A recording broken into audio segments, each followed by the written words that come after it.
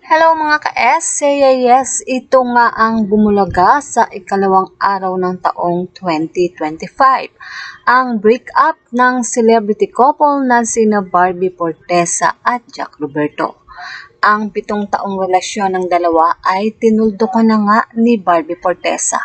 Nag-post si Barbie ng larawan nila ni Jack Roberto at ang caption ay sinimula nito sa isang quote. Don't cry because it's over. Smile because it's happened.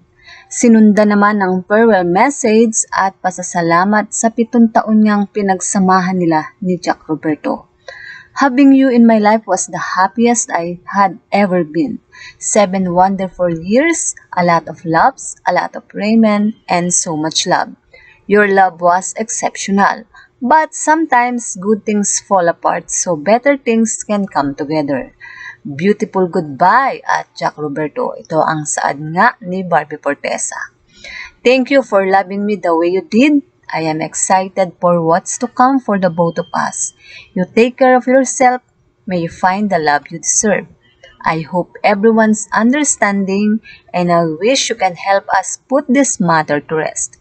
Hindi naman sinabi ni Barbie kung ano ang dahilan ng kanilang breakup. Maraming netizen ang na-shock. Inakala na may forever sa relasyon ng dalawa. Say naman ng iba, date pa nga lang 2025, ito na ang sumalubong sa kanila, especially sa mga fans ng Jack B. Well, ano pa nga ba ang magagawa natin? Ngayong date nga, ito na ang bumalaga sa showbiz industry. Breakup ng Jack B. So mga ka-SCAS, ano ang masasabi nyo? Put your comment down below. At syempre, huwag kakalimutang mag-like, share, and subscribe.